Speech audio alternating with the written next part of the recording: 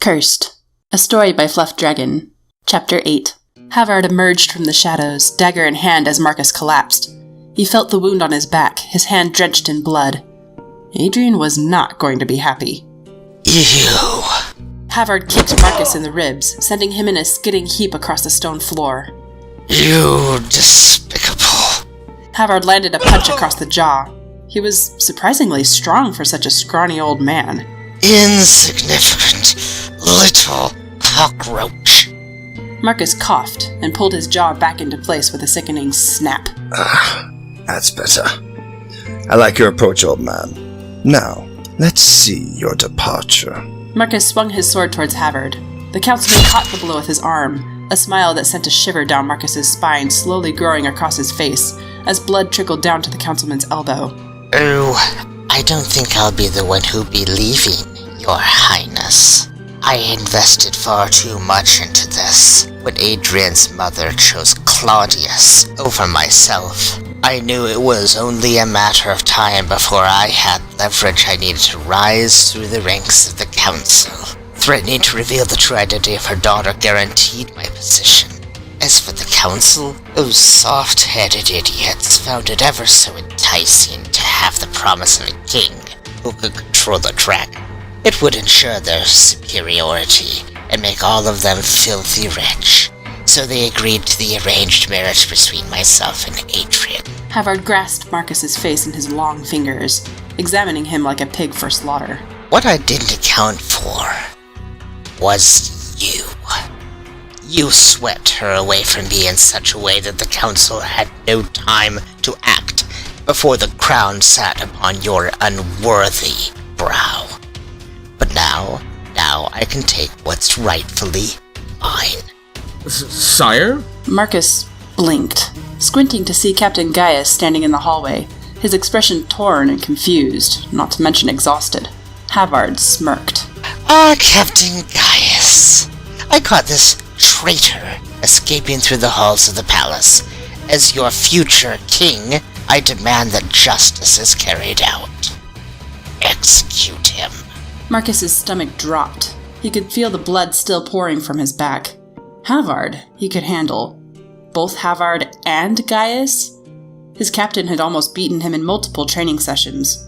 His vision blurred, the decorative suits of armor in the hallway going in and out of focus. He wouldn't stand a chance. Adrian was going to be very unhappy. Markus caught Gaius's eyes, searching to find some semblance of sympathy in his friend's expression. Gaius set his face and looked back to Havard. No. Havard glowered. Excuse me? I said no. I heard everything, Havard. You lied to me. I betrayed the best thing that ever happened to this kingdom because of you. He drew his sword. And I'll be damned if I let you kill my best friend, too. Havard slid his arm off Markus's blade and cracked his neck, his green eyes glinting dangerously. So be it. Markus struggled to stand as the pair clashed, Havard dodging and slipping out of Gaius's maneuvers with inhuman speed. Footsteps echoed through the hallway as Adrian and Yvonne ran to his side. Adrian offered her arm and helped Markus up, glancing at the wound on his back and giving him a look that told him everything at once. Yvonne looked uncertain as to what to do, pulling at her wedding gown and looking for something to hurl at Havard. Able to regain his balance at last, Markus turned back to the fray to assist his friend. Yvonne attempted to distract Havard with a blow to the head, but he caught her arm and sent her to the ground with an added kick. Adrian ran to her sister's side. Gaius struggled to keep up with Havard's blows as the councilman seemed a blur of black, coming at the soldier from every angle. Sweat drenched his friend's face and his breathing labored under his armor. The councilman anticipated Markus's approach, laughing as he swung around and pinned Markus against the wall, long fingers clutching around his throat. Gaius ran toward Havard, sword raised, yelling with all the pent-up rage and regret of so many betrayals. Markus saw Havard's subtle smirk and tried to grunt out a warning, but it was too late. Gaius's yell ended in a gargle. No one had seen Havard's dagger arm move, but it was difficult to miss the blood pouring from the gash in Markus's friend's throat.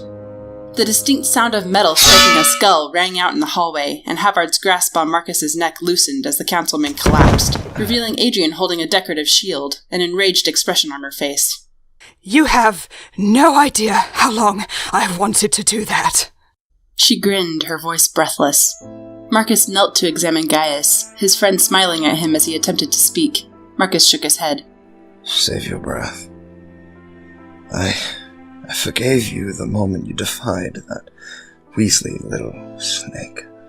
Gaius tried to laugh, but only coughed up more blood. He clasped Markus's arm as his eyes drifted away, unseeing. You unworthy, ungrateful, undeserving little insects! Markus turned to see Havard stand behind them, and grasped his sword again. I tried reasoning with you. I tried sending you away. I didn't want to have to do this. It would be so much cleaner had you simply stayed away! A pair of white, almost transparent wings unfurled from Havard's back, and a sleek, pointed tail curled behind him. But I suppose I'll have to end this myself. In a surge of adrenaline, Markus grabbed Yvonne's arm and pulled her toward himself and Adrian, as Havard's form twisted and bloated, his human skin tearing away, the stone walls and ceiling giving way to the bulk of his form. The three of them scrambled out of the cave-in and into the courtyard, turning to watch in horror as Havard's dragon form, much larger than Adrian's, larger than Claudius even, emerged from the rubble. Havard roared into the daylight, and Markus felt Adrian's hand in his, tightening her grip with a look of determination with which he was all too familiar. Adrian knew enough of dragon culture at this point to recognize the challenge, as did her father, apparently, as a streak of gold glinted in the sunlight, barreling into Havard's sickly white mass and ripping at his scales. They took to the skies like gargantuan hawks fighting over a kill. Adrian had seen what Havard could do, however. Her father would need help. She turned back to Markus and Yvonne. Markus grinned. Well, nothing I'm going to say is going to stop you. Yvonne nodded. I'll evacuate the people. You go kick his scrawny white... No, wait! My dress! Whoops. The tattered scrap of fabric unceremoniously fluttered to the grass as Adrian transformed. She took a breath of the fresh air around her. That hadn't hurt at all. Yvonne marched towards the city, grumbling to herself, and seemingly out of nowhere, Markus appeared on Adrian's back. Why is it when Havard turns into a dragon, it's absolutely disgusting, but when you do it, I find it strangely arousing? Adrian snorted in response and took to the air.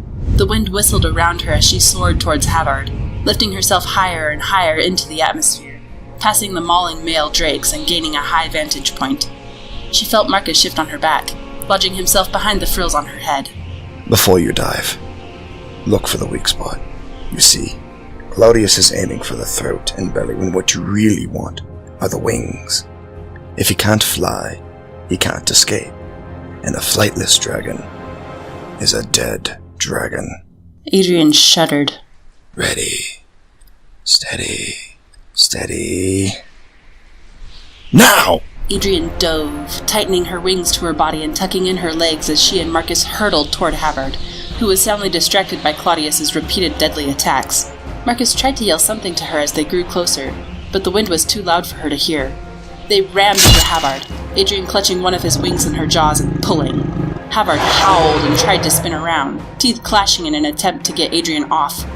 She growled and gripped even harder, tasting blood. Out of nowhere, Havard stopped struggling, and an earth-shattering scream erupted from his throat. Adrian caught a glimpse of Markus, now on Havard's back, his sword deep into the soft spot behind Havard's shoulder, before the white dragon's weight proved too much for her, and Havard careened towards the earth. No! Adrian plummeted for Markus, stretching out her jaws to reach him, but Havard fell too fast for her to catch up and landed with a stomach-churning thud. Just barely able to pull up before crashing as well, Adrian sent grass and soil everywhere as she landed head over tail, and started to return to her human form, bruised and scratched up, running for her husband. Markus! Markus! Claudius ran to her and helped her lift one of Havard's wings. There.